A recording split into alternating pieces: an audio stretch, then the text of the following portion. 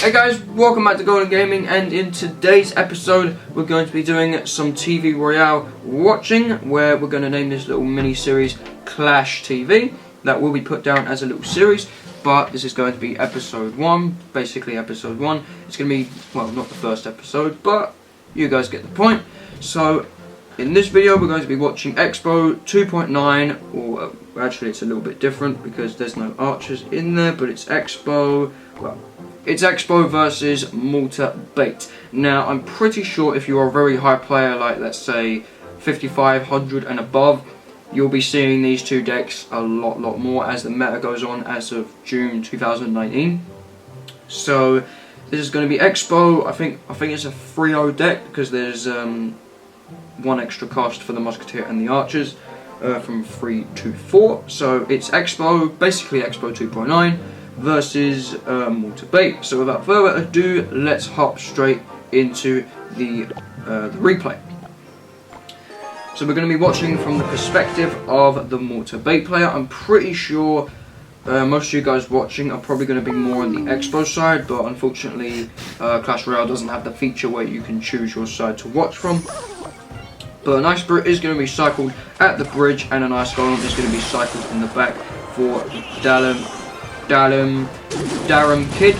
So Miner, and one Stab Goblin is actually getting tanked for by the Miner from our friend on the bottom, but an Xbow does come down. Rascals come down, definitely not what Darum wanted to see, so he is going to fireball them.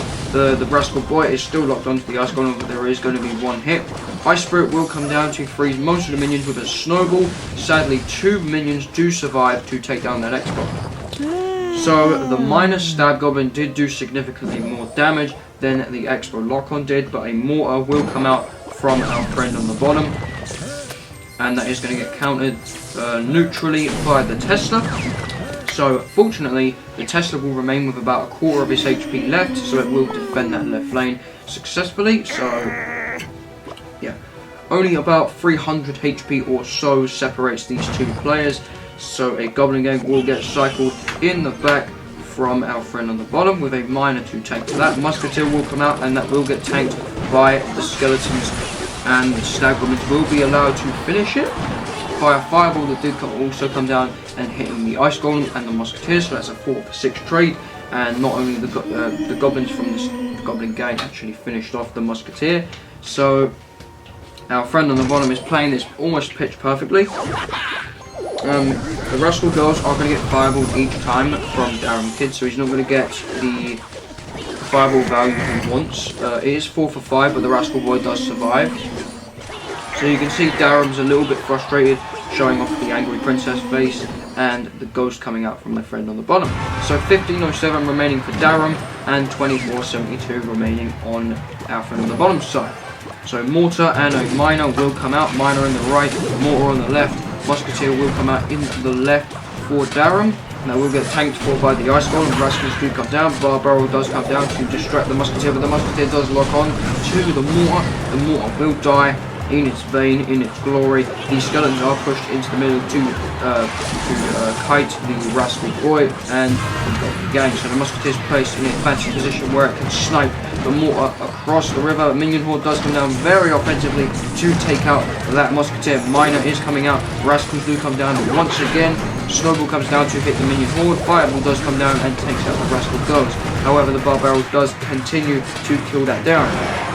Now, our friend does take it with a Miner. I think some of the minions survived from that, but the Miner was pitch perfect in this match. It did loads of damage. It tanked for that one Stab Goblin in the very beginning, and it just at the end tanked for a few minions.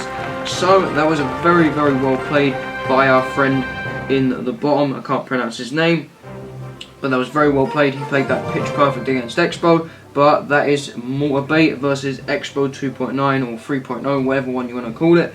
That's how to hard counter it with Mortar Bait. So I hope you guys did enjoy this episode on Mortar Bait versus Xbow.